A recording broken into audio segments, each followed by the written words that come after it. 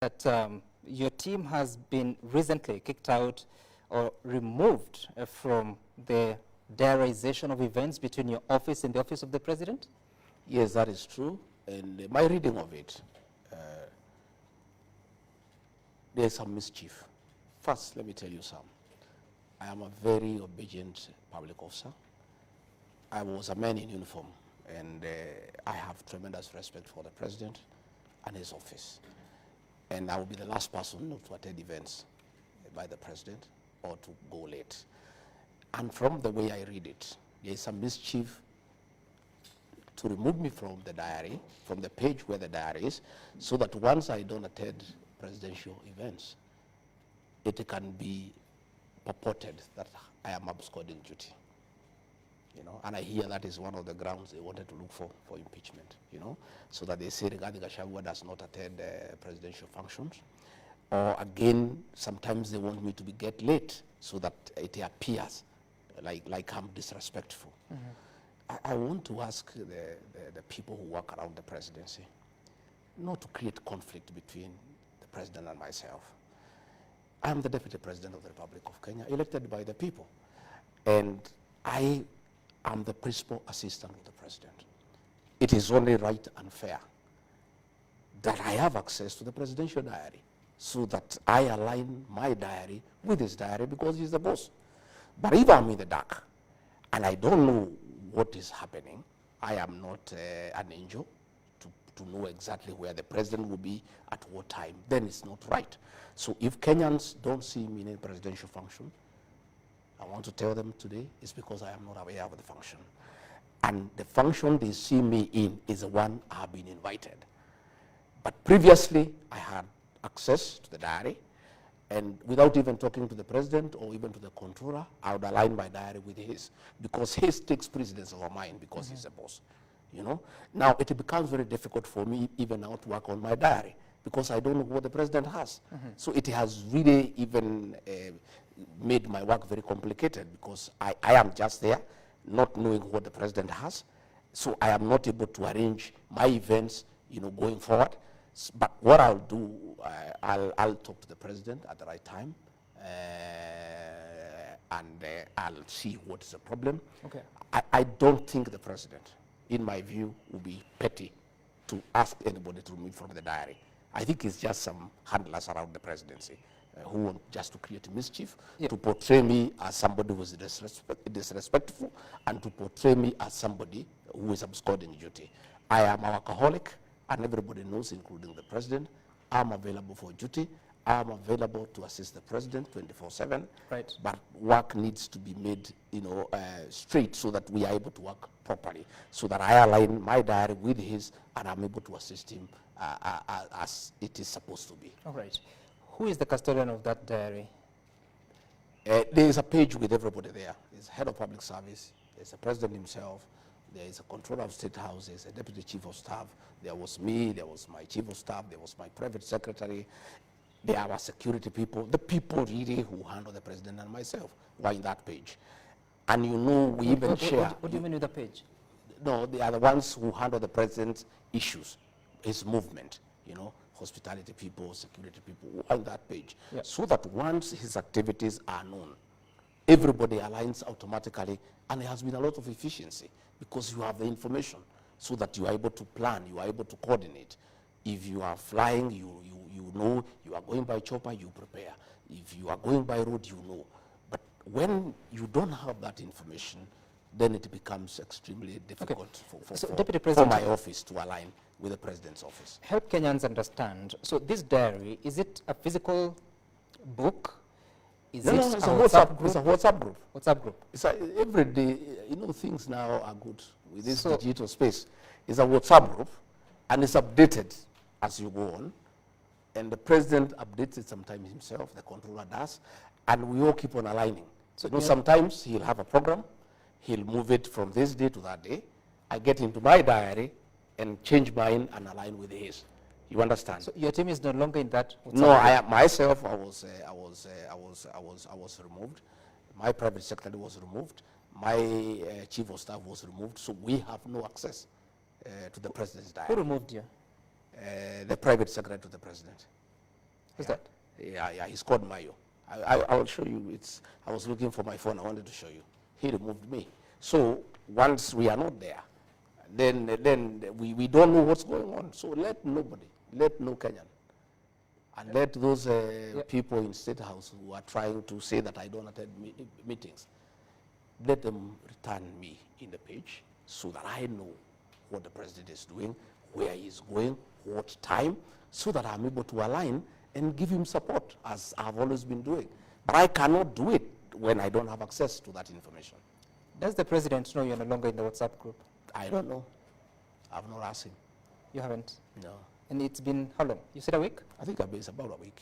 About a week. About a week. And you haven't spoken to him about it? No, I've not spoken to him about it. To be truthful, initially I thought it's a little bit petty. Okay. But now that the matter has been raised, and I have seen Kenyans have been asking, and I have seen some mischievous bloggers in State House trying to insinuate that I'm absconding duty, I have decided to give this information to the people of Kenya in the spirit of the truthful man, a man who speaks the truth, so that the people of Kenya know exactly why I'm not in those functions. I think I owe Kenyans the truth. Because again, as I told you, Sam, I'm employed by the people of Kenya. They need to know why is the deputy president whom they elected not alongside the president in the functions. I think we owe that information to the people of Kenya. And do you know why you would be removed? I don't know. But I have told you, they are mischievous people around the president. Why are they mischievous against you, Deputy President? Well, I don't know. How do you explain mischief? People have many motives. People have many motives. They are mischievous people trying to create a wedge between me and the president. And it's been going on for a while. And I take it in stride myself, because I'm also an elder, and I'm also an officer, you know, who is well trained. I was trained in paramilitary. I have tremendous capacity for perseverance and endurance. I'm able to take a lot of flack, just quiet, and taking it in good tiding, because I am quite mature in my leadership, in my approach to life. And many petty things, I have ignored them, because I sometimes I don't want to become petty. So there are many characters around there. You know, you remember, Sam, when the king was here in State House, the king, King Charles the third. I think the president had sent me, I think, to Berlin or to Brussels. I'm not sure. I can't remember exactly to which country. And so when the king was in State House, I was missing. Okay? A blogger who works for the president created a Photoshop. And I know you can remember. Just for mischief and to demean me. Created a Photoshop that, you know, the king is here working with the president. Then there was a window there.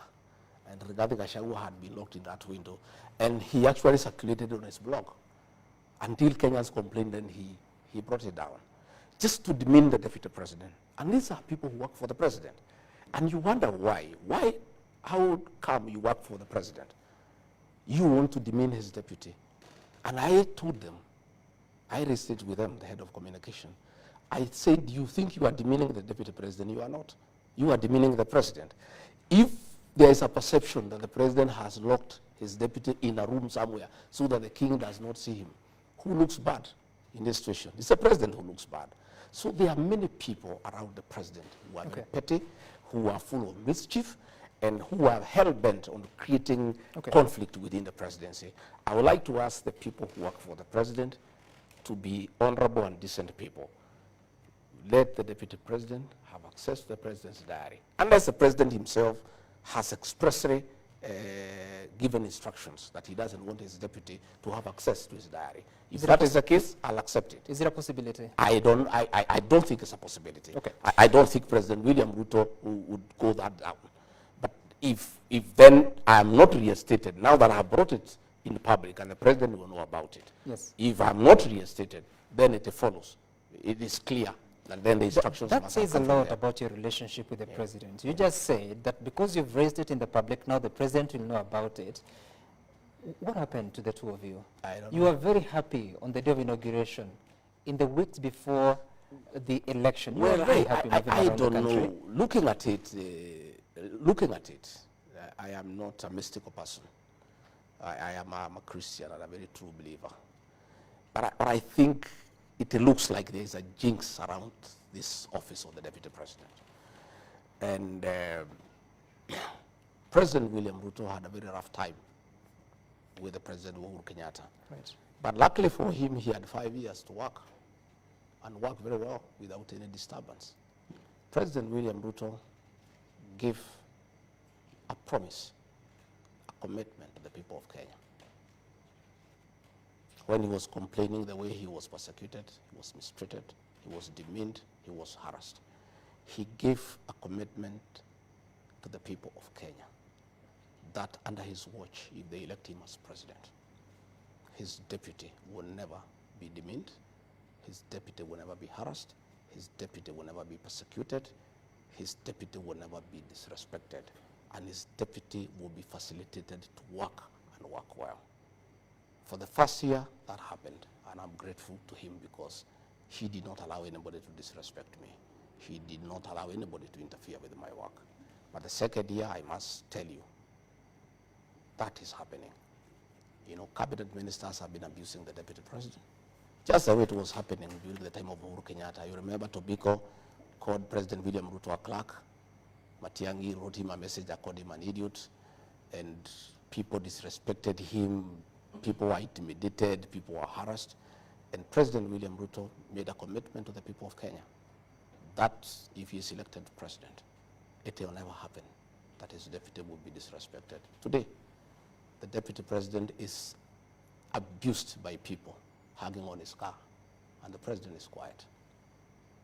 Cabinet ministers have been abusing the deputy president. The president is quiet. The president has given many promises to the people of Kenya.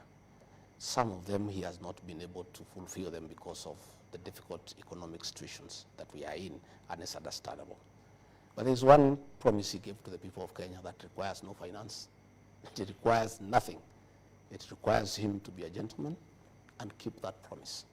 The promise he gave the people of Kenya, that under his presidency, his deputy will not be abused, his deputy will not be disrespected, his deputy will not be intimidated, his deputy will not be persecuted, his deputy will not be harassed. That, I think, the president, my boss, owes that to the people of Kenya to honor that promise so that Kenyans can trust him and he can win the trust of the people of Kenya, because this is something within his purview. He requires no funding, he requires no financing, he requires no urging. It's a commitment he gave. And he also gave it to me, Right. with my wife and my children. When he asked me to be his running mate, I sat with him and my wife and my children, and we asked him, we have seen what you have gone through. If our father becomes your deputy, will he be taken through what you are taken through? And he gave us as a family a very firm commitment that that will never happen. I'm asking President William Ruto, my boss, please keep your promise to the people of Kenya. Stop those people who are abusing your deputy. Stop those ministers who are demeaning your deputy. Don't allow the criminal justice system to harass and intimidate your deputy the way you are intimidated. If you cannot keep the other promises to the people of Kenya, at least this one is a very simple promise. Be a good man. Be a good Christian.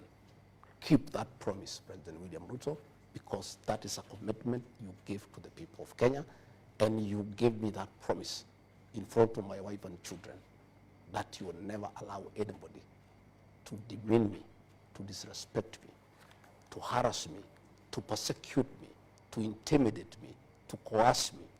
That is a commitment that you gave. I ask you, Mr. President, keep that commitment. Are you frustrated? I'm not. I am, let me tell you, son, you don't know me. Many people don't understand Rigathi Gachagua. Rigathi Gachagua is a seasoned leader who has seen many ups and downs. I underwent hell in the last administration to support President William Ruto. Cases were fabricated against me for studying with President William Ruto. My wealth was confiscated for studying with William Ruto. But I'm a very, very, very principled man. I stood with him to the last man. I never expected this to happen. You know, my family is devastated. You know, that this can be happening to their father. A man who went out of his way to start with President William Ruto and make sure he is elected president and took the flag for it. And I say, even if there is a jinx around this position, at least President William Ruto was allowed to do his work for 5 years without interruption, without harassment, for 5 years. I've only done 1 year. And what is happening to me is worse than what happened to President William Ruto. I asked President William Ruto, please allow me to work. Allow me to work for the remaining 3 years. Let me serve the people of Kenya. Okay. Let me serve the people of Kenya and keep your promise. Keep your promise, Mr. President, so that you can win the trust of the people of Kenya as an honest person, as a person who keeps his promise. What is happening is not right. It doesn't augur well, and it has, to a great extent, eroded the trust of the people of Kenya in your leadership. Please, Mr. President, I am here willing to work, to serve you with the dedication, to serve the people of Kenya, to support you the way I've always done, to undertake whatever responsibilities that you assign me. But let the insults in your presence stop. Let people not hold night meetings. Let this money that is being used for these meetings assist us to pay pending bills, Mr. President. People are suffering. Resources are being mobilized to do politics, to divide the people of Mount Kenya region, to fight the deputy president. When Kenyans are suffering, when we are collecting taxes from people and we are saying we don't have enough, how come millions of shillings are being mobilized across the country to fight your deputy president, to undermine his work, to divide the people of Mount Kenya region for political purposes? I think this is the lowest moment of our administration, but I am hopeful that this can be corrected and all of us can go back to work and the people of Kenya can be given an opportunity to enjoy the fruits of their vote to the president and I. Right, and I'm sure the president will get your message. Now, what was your role in the formation of the broad-based government? My role was very simple, agreeing to the proposal by the president. President William Ruto sat me down and told me that he had made a decision that he needed to bring in other people so that we stabilize government and we bring everybody and we make everybody feel part of Kenya, and I was agreeable. And I told the president, if that is the intention, and to make our country move forward, improve the lives of our people, I'm agreeable. And I accepted 100%, and I support the broad-based government. I support the decision by the president. I embrace the people who joined us, and I am working well with them, and will continue working with them. What causes confusion is many people asking me, how is it that the president called for broad-based government to bring in everybody so that we have one cohesive country, so that everybody is part of it, yet people are planning to remove others? How does it work that we have brought in ODM people to come and join us, yeah? And then we are saying now that we have brought these ones, now we have the numbers to chase this one. Then the whole thing would not have been very genuine. If that is the case, it doesn't look then genuine, because I am told they are saying they didn't have the numbers to remove Rigathi Gachagua. Now that Raila Odinga has come on board, they can use his members of parliament to join and kick Rigathi Gachagua out. Then that would defeat the purpose of the broad-based government. But from what the president told me, and I believed him, is that we are bringing these people so that we have one country that is cohesive and we carry everybody along. And it made sense to me. Do you still and I'm still persuaded that is the way to go. Okay. But from what I am hearing from these characters, for the meetings that they hold, and they are people very close to the president, is that the purpose of the broad-based government was to get numbers so that they can get the numbers from ODM, join the ones from Kenya Kwanza to chase Rigathi Gachagua away. If that was the intention of the broad-based government, then that would have been a deception of the highest order. And I don't think people would ever forgive the president if that was the intention. Deputy You know, President, and I don't think, Yeah. from what he has explained to me, and I'm persuaded that he meant well for the country, and I'm in support of the whole thing. But if it turns out that the purpose of the broad-based government was to get numbers from ODM to join and put them together with the UDA to impeach the deputy president, then the whole broad-based government would have been a deception. It would have been a con. have you seen the formal agreement between the president and Raila Odinga? No, I trust the president, and many times, and many people accuse me of being a bit reckless. I am a very trusting person, because when you are trusting, you trust others. The president gave me his word, and I was happy. And if there was any written agreement, I'm not aware of it. I took his word that we need to bring these people so that we work together to make our country move forward. By the way, Sam, so trusting is Rigathi Gachagua and his people from the Mount Kenya region that in the whole of this matrix, we are the only people without a written agreement with President William Ruto. We just agreed as gentlemen. I can tell you, when Musalia Mudavadi came to join President William Ruto, they have an MOU. With Moses Wetangula, they have an MOU. Jefferson Kingi, they have an MOU. Alfred Mutua, they have an MOU. Everybody wrote an MOU with President William Ruto. I and the people of the mountain, because we are very trusting people, we trusted President William Ruto, and we agreed to move in one party. We did not even form our own party to bargain with or to negotiate with him. We accepted him because we believed and trusted him. And we moved together on trust. And what we agreed is what we are proceeding on. So I have never asked the president for any written document or anything. I always take his word for it, because I'm trusting, so I also trust. Do you regret that decision? I don't regret the decision, but I have heard many of our supporters saying that it was an indiscretion on my part. I have not yet interrogated whether it was an indiscretion on my part or not. But many of our people, many of our supporters from the Mount Kenya region think that there was an indiscretion on my part. But I want to say I think I did the right thing, because trust is very important. And we gave President William our trust. We expect him to reciprocate that trust. Okay. And one of the ways for him to win our trust is to stop the humiliation of the deputy president. Okay. Deputy President, I think you've made that a point quite clearly. But tell me, even as you move ahead to now manage the broad-based government, you're out of the president's diary, you're not getting communication on the events he's holding. How then do you even coordinate the cabinet committees yourself? Have you chaired the committees since the reconstitution of the cabinet? No, I have not.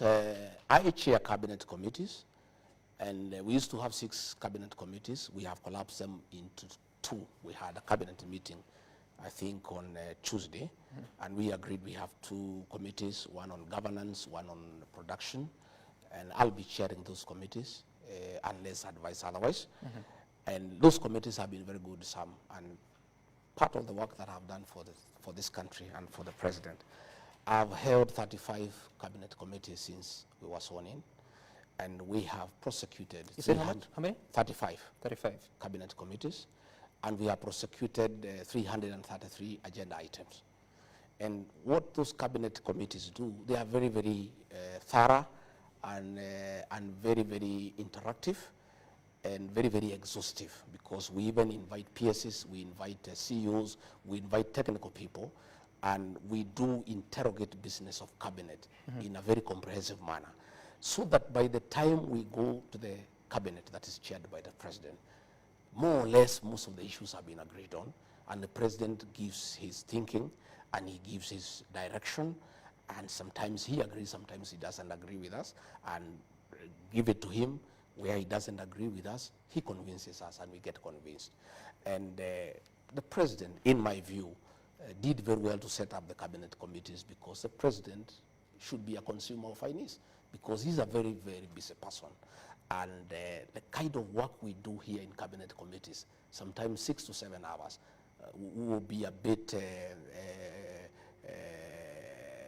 heavy for the president because of his duties. What is the reason of so we collapsing? continue, Yeah. and those cabinet committees have worked very well. Okay. And I am very, very, very clear that we'll continue to have the cabinet committees. Right. And we'll be able to look at the cab memos that have come, and we'll be able to proceed to the cabinet for the final approval.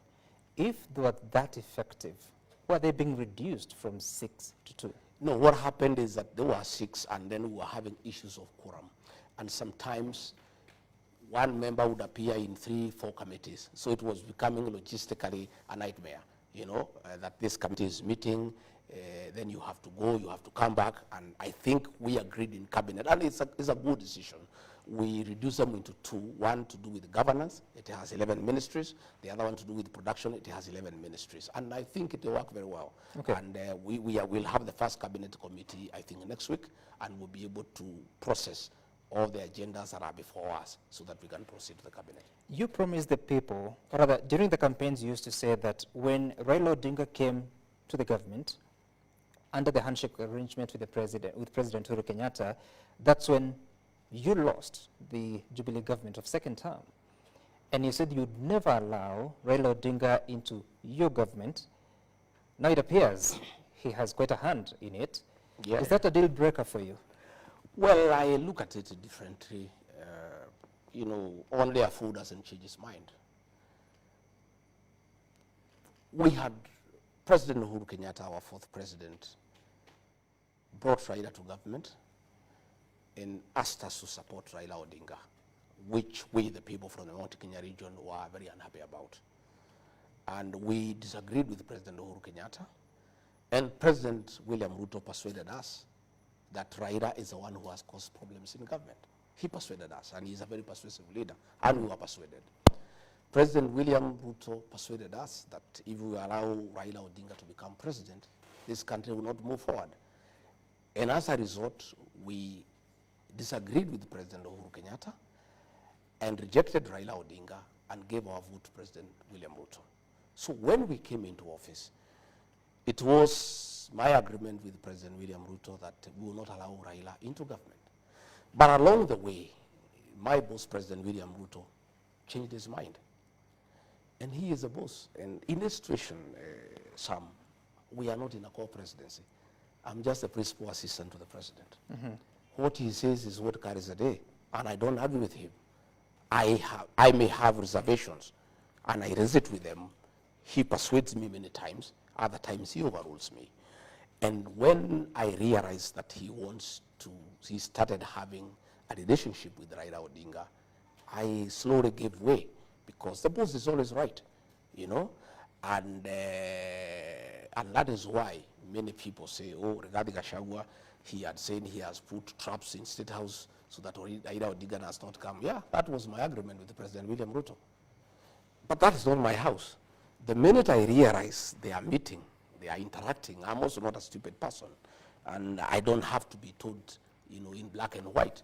I relaxed, and I stopped even attacking Raila Odinga, and I let the president have his way.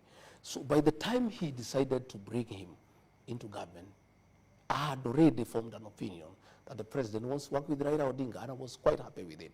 In any case, my brother and long-time confidant, President Uhuru Kenyatta, had told us that Raila is a good man. President William Ruto convinced us otherwise. And we abandoned our son Uhuru Kenyatta, and we decided to go with President William Ruto. Now President William Ruto has told us exactly what President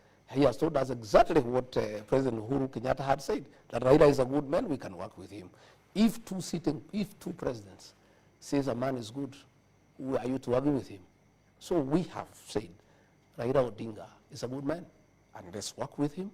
Let's make him part of our political process, and let us build the country together. And I want to say, myself and my political base, the Mount Kenya region, have no problem whatsoever with Raila Odinga. In fact, what people are saying, and it's very interesting, they are saying a Mount Kenya king does not pronounce himself twice on a matter.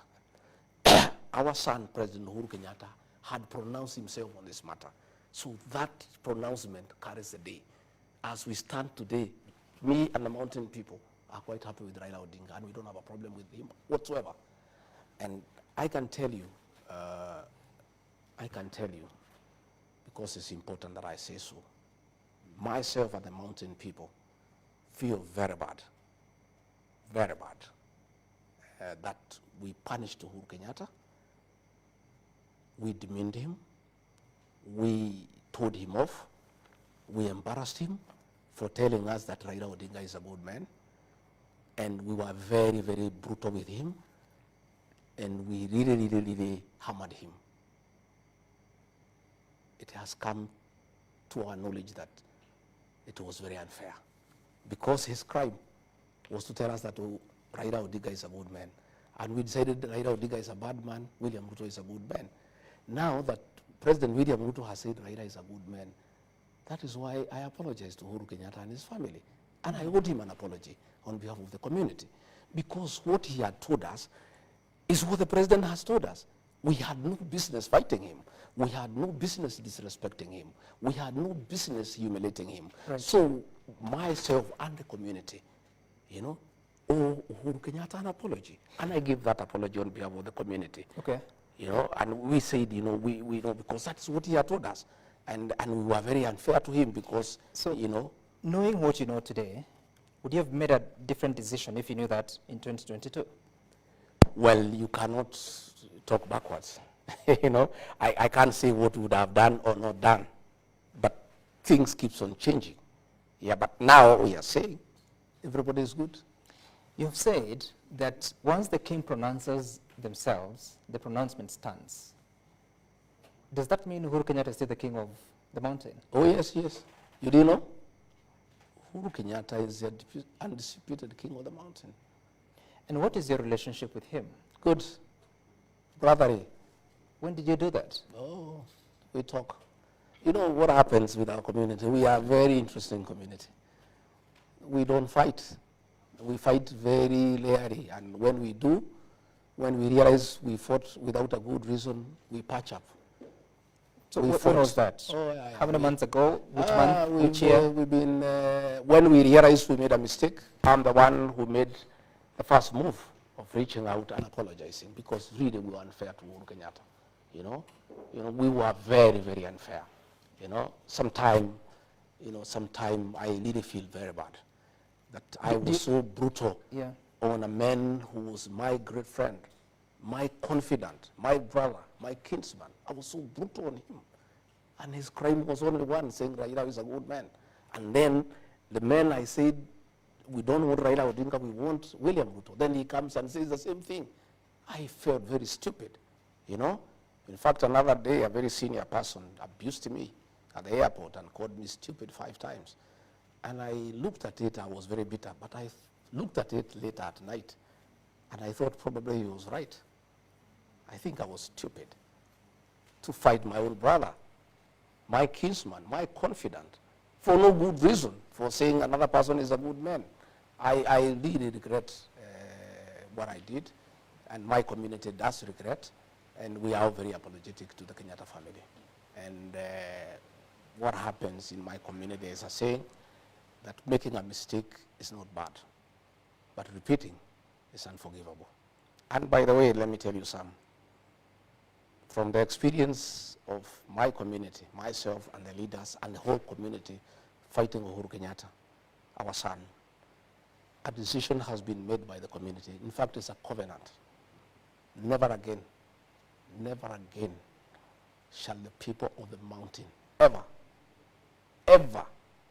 fight their own. When was that decision made? The people, the Meru, they just talk slowly. That has been agreed on. And that's why you find when a few leaders are being told to fight Rigathi Gachagua, they are finding it very difficult, because a decision has already been made. When? That, like almost a year ago. By who? By the community. In what forum? Don't worry. There are millions. You don't know our people. There are millions our of people. Our people don't talk in meetings. They have a way of communicating. That is how they drove the British out of this land, by communicating silently. There is a covenant among the Mount Kenya people that they will never again, ever be confused by anybody. be used by anybody to fight their own leader. They will never do it. And I also want to tell you, for the avoidance of doubt, for those who are trying to divide the Kikuyu, the Meru, and Embu, it's an exercise in futility. Those three are one. And finally, they'll be one. And, you know, we have seen these things happen during the Azimio campaign. You use a lot of money, you call meetings, you call MCAs, you call people in tents, you give them money, you persuade them, they take your money. Finally, they make a decision. And you see what they did in 2022. I can tell you, this attempt to divide the Kikuyu, the Embu, and the Meru is an exercise in futility.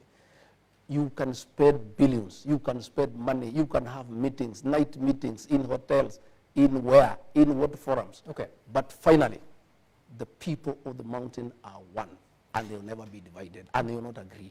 They have made mistakes before, they will not repeat them. Deputy President, on the 26th of June, 2024, you were in Mombasa, addressing a press conference shortly after the president had spoken, and you were questioning when the rain started beating the government of Kenya Kwanza, the administration of Kenya Kwanza. And you went out to attack Nuruddin Haji, the Director General of the National Intelligence Service, accusing him that he should take responsibility of the Gen Z protest that led to what we saw at Parliament on June 25th. What was your role in those protests? None. My statement in Mombasa is on record. I don't want to delve into it. I pronounced myself. I said what I thought of the situation. And that remains my truth. And anybody can challenge me otherwise. I don't want to delve into that statement because it was a public statement for consumption. Do you stand with it? I said what I said. Do you stand with it? Have I ever issued another statement countering that one? You believe the National Intelligence Service is responsible for the protests? I've said some, please allow me. I don't want to go into the merits and the demerits of that statement. The statement was crystal clear. It was in broad daylight. It is still there. You can interrogate it.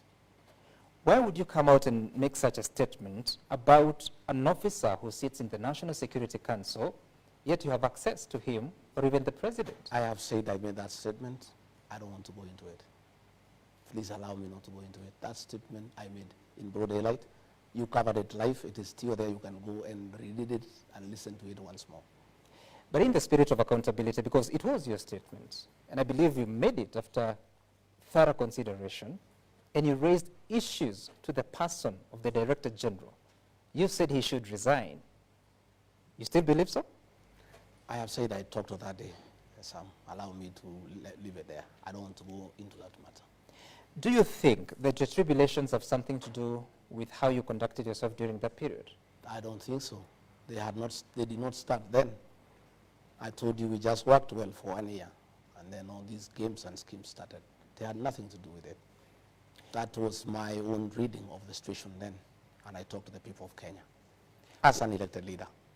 When is the last time you attended a meeting of the National Security Council? Well, National Security Council meetings are top secret. I don't want us to. I don't want the details. I don't want us to go into the details. When is the last time you attended a meeting? I think earlier this month. I think so. Earlier this month. Was the NIS Director General in attendance? Of course it was. Have you patched up your differences? No, I don't want to go into the details of the National Security Council. That's a top security organ for this country. It is not about the National Security Council. I'm asking if you have patched up your relationship with him. Did I say we have personal differences? I was giving an opinion. An opinion? Yeah, on that day. But you said as a matter of fact. Yeah, that's what I'm saying. I won't record what I said. I made a public statement as an elected leader of what I thought of the situation. What responsibility should the administration of Kenya Kwanza take in regard to the lives that have been lost in those protests? Some I have said that matter, I addressed it comprehensively. Let it rest there. I'm actually not talking about the statement. I'm talking about the killing of 60 people, at least 60, as reported by the Kenya National Human Rights Commission, KNCHR, which the government is yet to admit about the total number. The last, I think we have from the president, about 40. By the way, how many people died in those protests? You asked that question to the president. He's the chairman of the National Security Council. I don't want to talk about security matters and operational issues because I am not competent enough to address operational issues in the National Police Service. You're the deputy president. I am, but I don't comment on operational issues. I'm a very disciplined deputy president. I know my space. You don't have information about how many people died? I am not going to comment on operational issues to do with the national. That's not an operational issue. It's a fact. It's a statement of fact. It's an operational issue. The cabinet, in different dispatches, indicated that compensation was going to be given or granted to families that lost their loved ones. What is the progress about that? You would have to check with the minister who is responsible for the implementation of the cabinet decision. You see, once we have met in cabinet, every line minister takes the responsibility of implementing the cabinet decision. So I don't have the facts because I have not asked for that answer as to how far we have gone with the implementation. I would advise that you seek out the minister. How important is that matter to you? Very important. But you have no information. Yes, because I have not asked about it. Why? I have many things that I need to ask about every day. And when the time comes, we'll get a report. In any case, you are aware we have not had cabinet for a long time. The first cabinet committee, the inaugural committee, met this week. We have not had cabinet meetings for almost 2 months, I think so. So the last one was, I think, July, early July. I think so. Then cabinet was dismissed on July 11th. I think so. For almost 2 months, we have not had cabinet meetings. So what should we do? What should the country do? Because they're waiting for answers. There was a promise by the president. You follow up with the minister responsible for that particular docket. Because you see, once cabinet has met and made resolutions of cabinet, it is in cabinet upon the respective cabinet secretary to follow up and implement what the cabinet has decided. What are your thoughts? Because the Gen Z-led protests were because of the Finance Act of Finance Bill 2024. Why didn't your administration listen to the people, and what responsibility would you take? You had my statement. The answer is there. We're here. We're speaking but to I'm the saying, president. Sam Gituku, I gave a very comprehensive statement in Mombasa. And he doesn't about have to what I repeat it. felt. I still feel the same way. That? Yeah. That we must listen to the people. That was my position. So why didn't the government listen to the people? Sam, I've pronounced myself on that matter. Please give me an answer, Deputy President. Why didn't the government listen to the people? But we listened to the people. We shared the finance bill. But already too much damage had already occasioned, and that was the gist of my statement. So why did it have to take that? That is the question I was asking.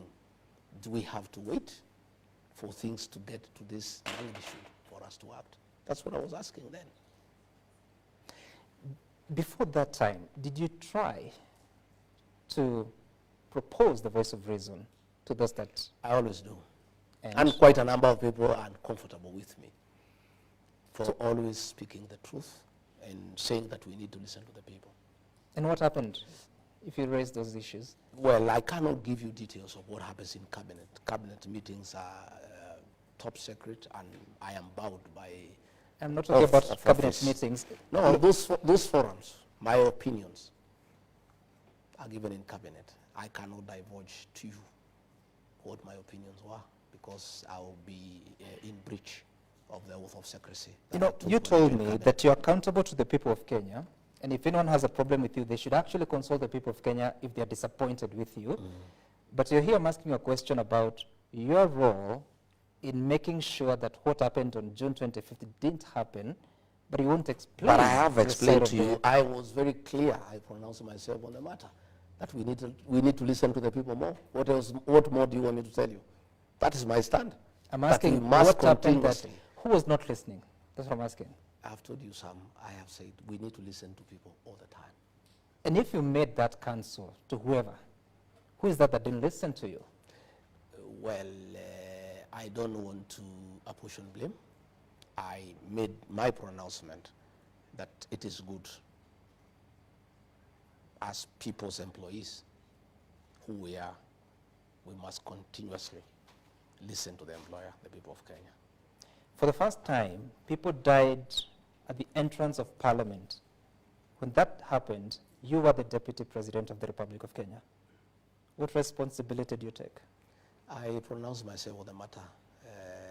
Please give me an answer. No, but what answer do you want me to give you? I said what I thought about the matter. The answer is in my statement.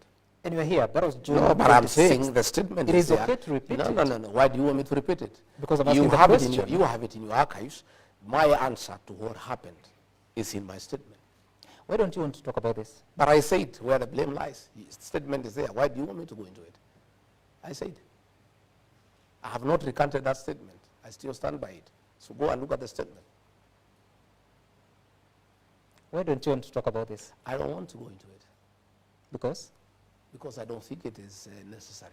Because my statement was very explicit. Over 60 families are still waiting. But my statement was very explicit. For answers. I made myself No very action clear. has been taken against any police officer. Are you bothered by that? You know whom you need to ask that question. I'm asking Who the is Deputy supposed to take the President. action? Sorry? Who is supposed to take the action? You tell me. You know. Who? What are you saying? What do you want me to tell you? You know I'm the Deputy President. Exactly. You know who is supposed to take action against police officers. Go and ask them that question. Who? You know. I wish you could tell me the answer. No, I'm not. Why do you want me to help you to do your research? I don't want you to help me. Just respond. Kenyans, it's not about I you am here. not going to tell Kenyans you. are watching. Kenya, you know, you tell the Kenyans, you know. Go and look for that person and ask that question. That is not my question. I am not in charge of that docket. So I cannot answer a question that doesn't belong to me. So you say we should go to the Interior Ministry? I don't know. If you think that's where you need to go, proceed. Now, Deputy President, there are those that accuse you that you have been given duties in the Constitution and the Executive Order number 2 of 2023, but you have not been very successful in delivering.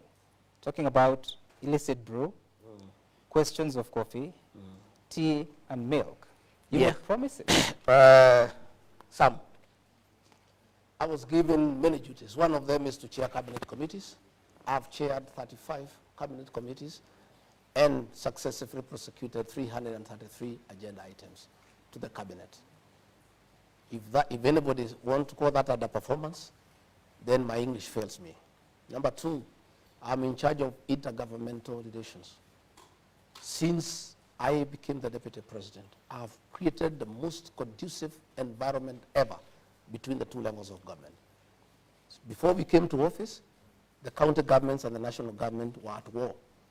And through good leadership, through bringing people together, I was able to put our county commissioners together with our governors and tell them that we serve the same people. I have successfully held IBEC meetings. We have discussed the division of revenue bill, and the devolution agenda is ongoing. That is Rigathi Gachagua who has done that.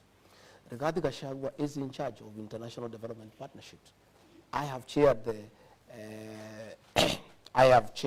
the Development Partners Forum. I've held meetings with our development partners. I have made all the necessary interventions between the National Treasury, the Attorney General's Office, the Ministry of Foreign Affairs, to unlock billions of dollars that were held because of bureaucracy, because there was no liaison between the development partners and the national government. I am in charge of constitutional commissions and independent offices. I have held meetings with constitutional commissions and independent offices, the Chief Justice, the Attorney General, the Inspector General of Police. For the record, there was a very big dispute between the Inspector General of Police and the National Police Service. Through my office, I mediated and solved the problems. They used to exchange insults in the press. You have not seen that anymore. That is work that I did. I have successfully mediated differences between the Ministry of Education and the Teacher Service Commission. And you can see they are working in harmony. Again, Sam, Right. I'm in charge of the development program by World Bank of about $3 billion for Northern and Northeastern Kenya.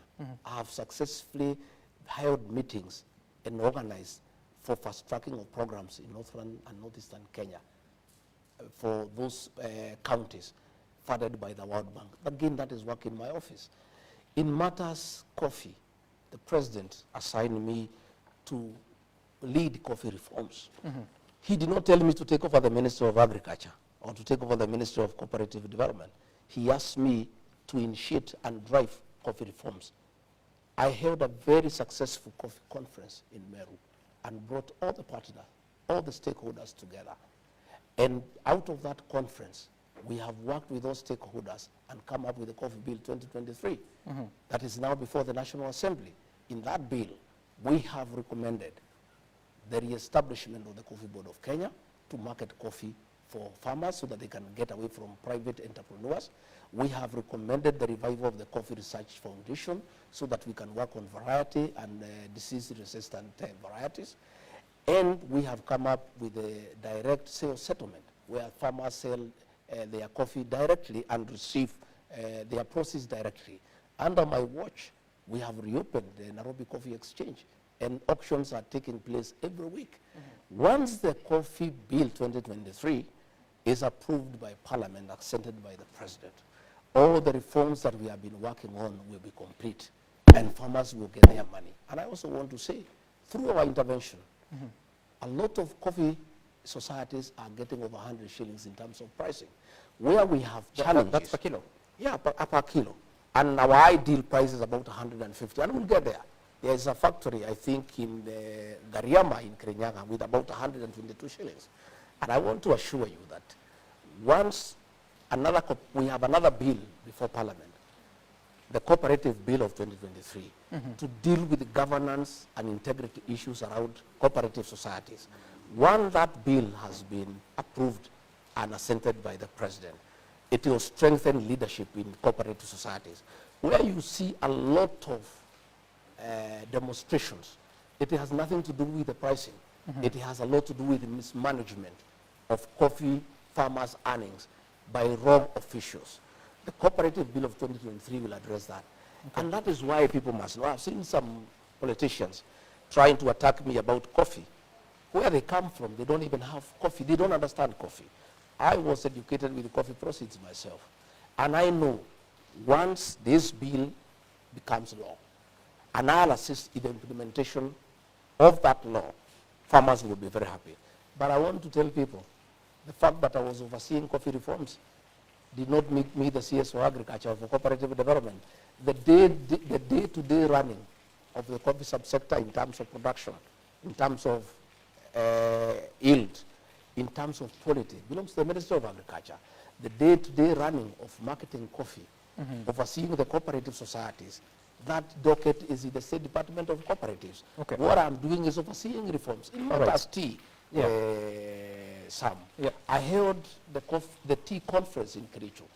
Again, we brought all the stakeholders. And I want to tell you, there were a big problem because of the Tea Act that was brought by Senator Cheriot that could not be implemented because various stakeholders had gone to court. Through my intervention, I have successfully negotiated all those cases to be dropped. Now the Tea Act will be implemented to the letter, and coffee farmers will get a return on investment. Okay. We have had challenges in Mombasa about tea that has not been sold. I found some leaders here going to incite people in the Mount Kenya region that tea has not been sold in Mombasa because Rigathi Gachagua has failed. For the avoidance of doubt, all the tea from the Mount Kenya region, that is called the Eastern region, has been sold because of very high quality. Where we have had a challenge is tea from the Western region, Kericho, Bomet, Nandi. Because what happened is that they put a reserve price. The reserve price was too high against the quality. And therefore, the stocks were not moving. I went there, and we have removed the reserve price, brought it a little bit down so that the stocks can move. And I want to tell you, I was just looking at the figures. Here. Out of the reforms that we have done in the tea sector, you know, the coffee, the tea bonus for this year, you know, if you look at a factory called Kaba, last year the bonus was 41 shillings. Today it is 50 this year. In Kagwe, in the Lari, it was 44. Now it is 44.25. In Theta it was 42, it is 50. In Gachagua it was 40, it is 46. I can say that we are having an increase in terms of bonus. Where we have challenges, and you have seen many demonstrations, again, those demonstrations are part of the reforms that we have made of educating the farmer. Right. It is where the tea directors have increased the cost of production. They are having too many travels, they are having too many allowances, so the cost of production is eating on the profit of the tea farmer. Again, because of these reforms that we have done in the tea sector, farmers are aware of what is happening. In matters alcoholic drinks, in terms of illicit alcohol and drugs, if there's one program the government of President William Ruto can boast about, is that program that the president asked me to spearhead. Our young people are dying because of illicit brews. And I held many meetings. I held a meeting in Nyeri, I held one in Nakuru, I held one in Chuka, I held one in Mombasa. I have held countless meetings here with KRA, with KEBS, with the Counterfeit Authority, with KRA, and we came up with very comprehensive programs on how to deal with illicit alcohol. And I can tell you, and you can go and ask for yourself, out of those interventions, we have, to a great extent, eradicated the consumption of illicit brews. And it has been very successful. Unfortunately, there has been some lull of late in terms of enforcement. Why? I want to ask our officers in the field to keep their eyes on the ball and make sure this program is successful. We closed all factories that were manufacturing these illicit brews. Okay. There was an attempt to reopen them, and I raised the matter with the president. I want to thank him because he intervened. And those factories were not reopened, the ones that were producing illicit brews. But I want to say that is a program that has been very, very, very successful. Some, in terms of duties that have been given to me by the president, on coming to office, he asked me to chair the emergency drought response team. And I successfully mobilized resources across the country during the worst drought in 40 years of this country's history. And I made sure not a single person died. I was all over the country. I was in Garissa, I was in Wajir, I was in Tana River, I was in Kajiado. I mobilized food. Again, at that capacity the president gave me. During the El Nino rains, again I was able to mobilize resources, our development partners, our county governments, our national government, and to make sure that no Kenyan died. Okay. And to make sure that people got support the way they are required. Right. So anybody, I would like somebody to ask me, out of the work that have been given by the president, the 8 or 9 functions or so, which one have I failed? President has asked me to represent him in international engagements. Okay, I get that. Deputy President, so you also said, and we're getting to the tail end of this interview, you also assigned the role of Nairobi Rivers Commission. Yes. Just recently, we saw, should I say, a relaunch of a program to clean up the river. Were you there? No, I was not there. Why? It's under your The functions. Nairobi Rivers Commission has been under my office. Yes. But we did not get any activities underway because we did not get the requisite budget. So there were no activities. The president took over the responsibility of Nairobi River.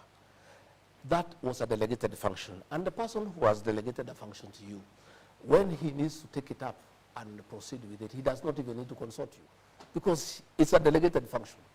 And the president went to launch that program, and it is going on well. But subsequently, I joined him at Kenya School of Government, where we met the administrative officers, the chiefs, the assistant chiefs, and the village elders, again to anchor the program. And that is where the president called me for that meeting, because I also have a way with the administrators. Why didn't you attend that event? It's important. It's one of your functions, even if the president... As I have told you, I was not aware when it was taking place. And I have told you exactly what happened. But the one that I was invited, I was there. Then it means it's been longer than 1 week that you've not I'm been... not sure exactly when, but I'm saying any function that I need to attend, that I'm aware of, I'm always there. So the one at the Kenya Institute of Government, where the chiefs, the assistant chiefs, were there, and the village elders, I was there, and I spoke for a long time. Okay. And I advised them on what I think they should do. Okay, let's try and get your understanding. There are a lot of conversations going on, including the expansion of the Jomo Kenyatta International Airport. There's a PIP, privately initiated proposal that has come from Adani. You've had a conversation of what has been going on, perception of failure of transparency. What are your thoughts about this? I've heard about. I am not private to the arrangement because it is not in my docket. I have not been assigned to deal with it, so it has not come to my attention officially. So what I know is what I'm also reading and hearing. You know, I'm listening to the people of Kenya. what I know is what I'm listening to the people, but I don't have the details. I will not be able to say exactly what the details are. Is it a good deal for the country? Is it a bad deal for the country? I don't have those details. I'm a very truthful person. If those details are put before me, I'll be able to apply my mind and give an opinion. As it is, I'm just listening like that. But Deputy President, you chair committees. And these committees, when Kipchumba Murkomen was the Transport Cabinet Secretary, you are still chairing those committees. You never heard of such? What the details were not brought before the committee. What was brought to the committee is that there is need to expand JKIA. And we said, go ahead and expand JKIA.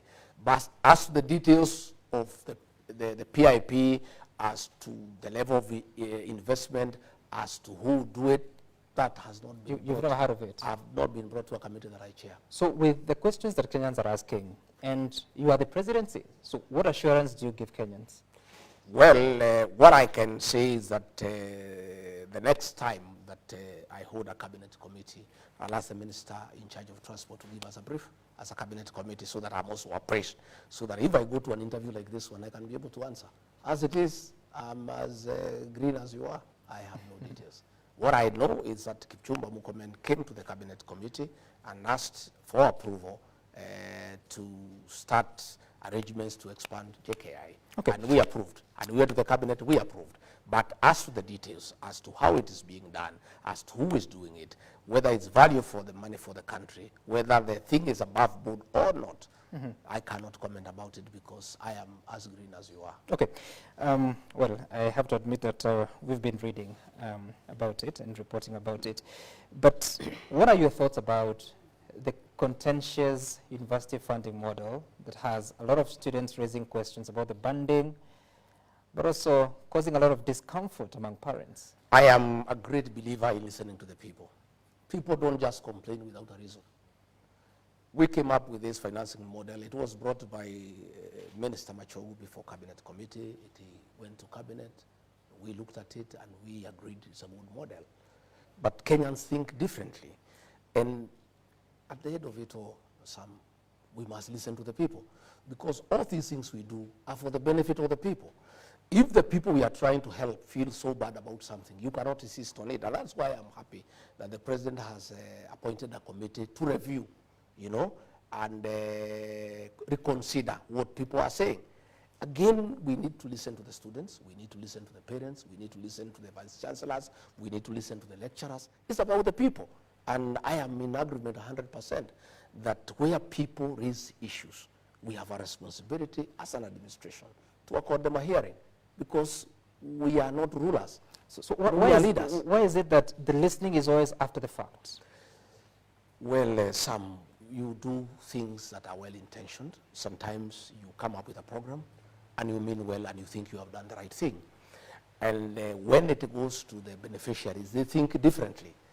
It does not mean that you had bad intentions. What it means is that nobody knows everything. The people of Kenya have every right to correct the government. If they think the government has not come up with a good model, we have a responsibility as an administration to listen to the people. And I think I want to, you know, applaud the president for agreeing that we need a committee to listen to what people are saying, and we take their views, and probably and hopefully they'll help us to make a more informed decision. Do you find anything wrong with that? Because if you look at the committees that have been formed, in total more than 100 people, yet the cabinet has 22 cabinet secretaries, if you to include yourself and the president and the attorney general and the secretary to the cabinet, that's 26 people. Now the committees are more than those, yet you are the policy-making organ. You make decisions or you endorse decisions that eventually go afoul against the people, and they have now to use taxpayers' money to correct those mistakes. What's going on? Well, mistakes have happened. We have to correct them, Sam. If the decision we made as cabinet has not gotten favor with the people of Kenya, the same cabinet cannot review that decision. I think what the president has done is the right thing. Give some other minds the benefit to interrogate what the cabinet did against what the people of Kenya are saying and advise the government on the best way of going about it. Now, we understand the president is leaving the country tonight. Are you aware? I am told He is leaving the country, but I'm not aware of the time. So I've not been informed as of this evening. Has he briefed you? No, I have not talked to him today. But he's leaving. Well, he'll talk to me in his own You're time. his senior most assistant, principal assistant. Yes. And you do not know. As the time he's leaving, I'm not aware. Did he tell you he's leaving? I have not talked to him today. You don't know. He has not officially, communicated to you telling No, you he that has he's not leaving. communicated to me officially. For how long can you continue with this? Well, as long as it depends on the boss. Your family is devastated. You said your words. You feel you're being mistreated. You said. Yes. You think the president needs to call the people around him to Yes, order. of course, absolutely. Would you resign? No, never. Why? I've been given a job by the people of Kenya. This job has its own hindrances and challenges. It's part of the job process. And when I took this job, I knew it's not easy. Only I didn't know it will be that soon. I thought probably we'll have a good time the first 5 years, and if there are challenges, maybe later. It's only that it has come sooner than we anticipated, and we had been given a commitment that this will not come. But now that it has come, we live with it. Okay. We'll just work. As we close, the governor of Nairobi feels that for you to say you're introducing him to the people is wrong, because the same people had voted for him as senator. What is introducing him to the people? Well, you should ask him why he called me to go with him to the people. Because he needed them. And he asked me to go with him. I did not invite myself to the campaign meeting. If I had no value, he would not have asked me to go with him. There are those that are asking that if the Deputy President of the Republic is championing for the issues of Mount Kenya, who is supposed to champion for issues of other regions? Should they get their own Deputy President? The Deputy President of the Republic of Kenya had a meeting here discussing matters to do with Northern Kenya and Northeastern Kenya for a full day. That is not Mount Kenya. The Deputy President of the Republic of Kenya was in Mombasa at the agricultural show. That is not part of Mount Kenya. The Deputy President of the Republic of Kenya has been to Kajiado to work on agriculture. That is not part of Mount How Kenya. many meetings have you held in the Northeastern? I have been to Northeastern more than 5 times. Championing the issues of Northeastern? Yeah, drought. Going there to make interventions. Going there on matters of security. The cabinet committees have held here 35. Those members who attend that committee, we don't discuss Mount Kenya issues. We discuss the issues of Kenya. Those 333 agenda items are not about Mount Kenya. They are about the Republic of Kenya. I do the job for the Kenyan nation. I assist the president to run the country. And I preoccupy myself with issues for the whole country. But I come from somewhere. And where I come from, where they have issues that they want articulated in high levels of government, they ask me to do it, and I always do it, and I'll continue doing it. You assist the president deliver on his mandate, but he doesn't tell you what he's doing, including tonight. You don't know what time he's traveling. But what is important are the duties that he has given me to do, Okay. and I'm doing them. Okay, all right. Now, Deputy President, last year you promised, alongside the president, that you're going to do something called austerity measures. You're going to cut on travel budget. But in actual sense, the executive, the national executive, has increased his travel expenditure by 7 billion shillings. Your own office has grown from 103 million shillings the year ending June 2023 to now report 556 No, that's a lie. million shillings. That's a lie. It is the report of the control of budget. I saw it in the press, Yep. and I did not want to dignify it by way of reply. My office doesn't have a budget of 500 million for travel. Yeah, and that is, I'll be able to give you the estimates tomorrow. Yeah, my budget is below 200 million. I'm not sure it's 100 and something. Yeah, and it has never been 500 million. That's a lie. It's something that was put there to try to put my office in bad light. Also, I don't know who you're was put calling it. to question the report of the control of Yes, budget. that one I want to say, and I'll be able to give you that information tomorrow. On Monday, tomorrow is Saturday, I'll get what is the budgetary allocation for my office for travel for 2023, 2024, and for 2024. I'm not talking about the budgetary allocation. I'm talking about the budget implementation report.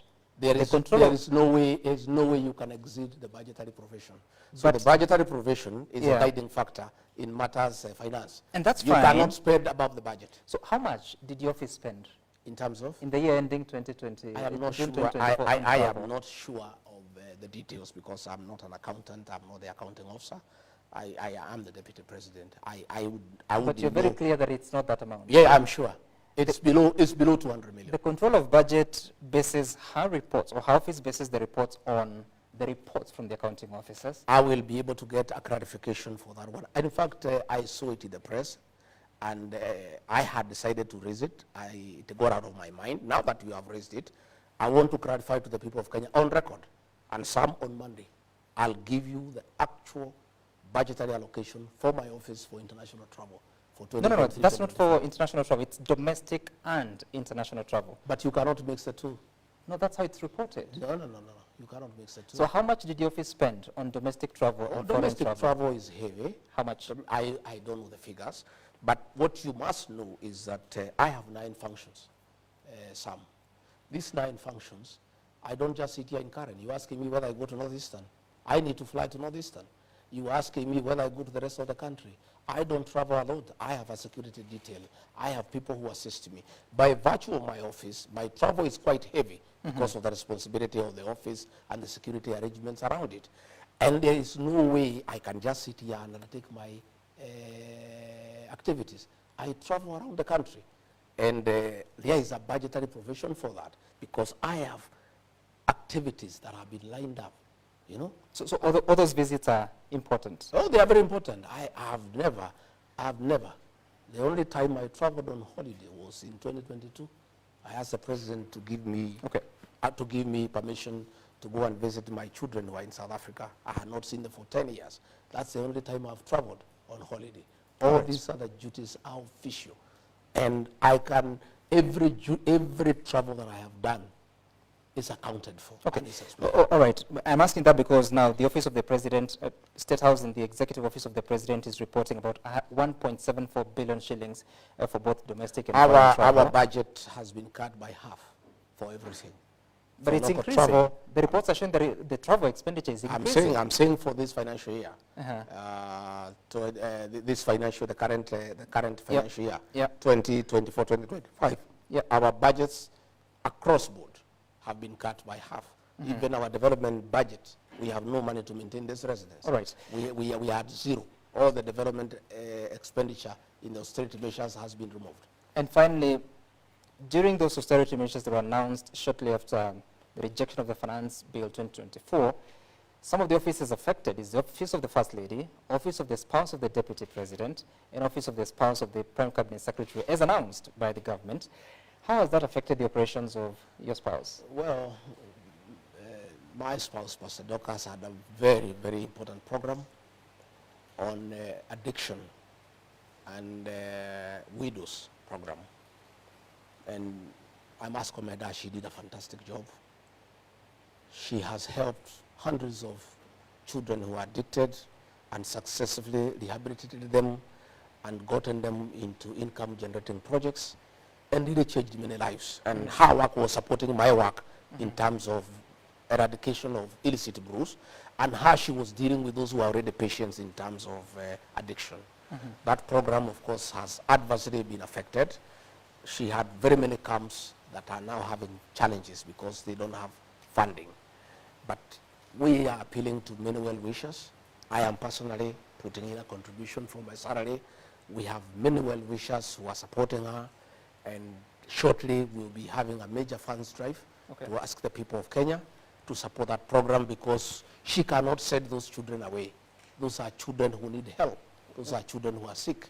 And the fact that the government cannot fund that program anymore does not mean that those children will be left unattended. Was that decision a good one?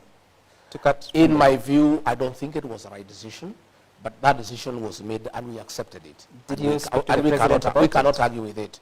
But I can tell you the program my spouse was doing has the support of very many Kenyans. She has assisted many children who would have been destroyed, who would have died, and given them a second chance. She had opportunities to go even for weddings for people who were previously addicted. have abandoned alcohol, and have found somebody to marry. Okay. It's such a successful program. It's unfortunate that in all these measures, the budget for office was scrapped, but we are not complaining. We are saying that we are asking well wishers and people of goodwill who think that she was doing the right thing to continue supporting that program. We'll be making an appeal to the people of Kenya to support that program so that we can help the children who have been addicted. All right. There are very many questions, including those that are coming from Kenyans, but you have to bring this to a close. And I want you to look at which camera? Which is your camera? Here. And just give your closing remark and what message you have for the people of Kenya, but also the president before he departs. Well, I want to say thank you very much. I wish my boss, President William Ruto, safe travel to the UN. Please represent us well, like you have always done, and let our country shine in the international fora. I want to assure the people of Kenya that despite difficult moments in this country, there is hope. Kenyans are very prayerful people, and I know that people are very patient. They endure a lot, and there's a lot of resilience. Looking ahead, I see a bright future. Difficult as things are, I think there will be a good future for this country. I want to ask the people of Kenya to pray for me so that I get strength, I get courage to soldier on despite the challenges, despite all that is going on around us. These are challenges that have been seen by other people there before, and I'm sure I will overcome them. We believe in the power of prayer. I want to assure the Church of Christ that I support their programs. We had an MOU with them. I believe in the freedom of worship. I believe that we should let the church regulate itself so that they can be able to carry on with the good work that they are doing without too much interference. Otherwise, I want to thank the people of Kenya for listening to me. I want to thank you, Sam, for coming over. And I look forward. And also be looking for me. I'm the one who look for you.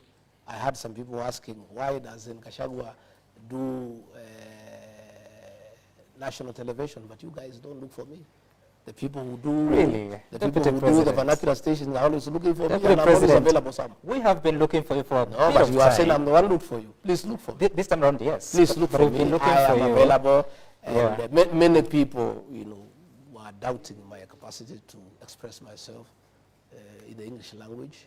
You remember to the run-up of the election, many people, had very low opinion my level of education and power of expression until I went to the running mate debate, and then they knew that I know something. So please be looking for me. Sure. I have a few things that I know, and I can express myself. You know some are saying that Kimani Ichung'wah smoked you out. He didn't. He didn't. He didn't. There's things that I needed to discuss. I don't respond to those politicians. I will never dignify their insults by responding to them. It's not just those politicians, it's the leader of majority. I'll never dignify their insults. I am a self-made man. I do things at my own pace. I had issues that I wanted to address. Okay. Especially I wanted to address the issues of my office because people are trying to create an impression that I just politic. I have a lot of work that I do.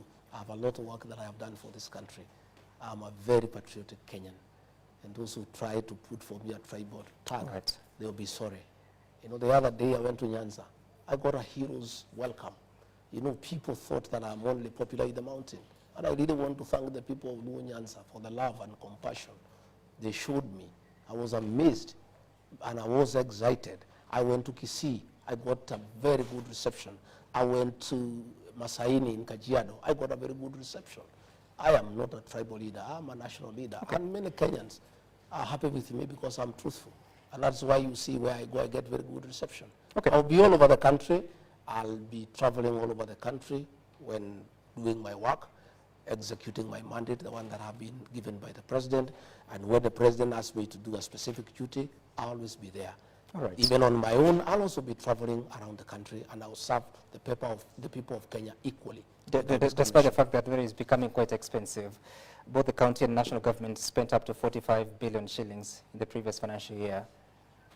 Well, you must go to the people because it's about them.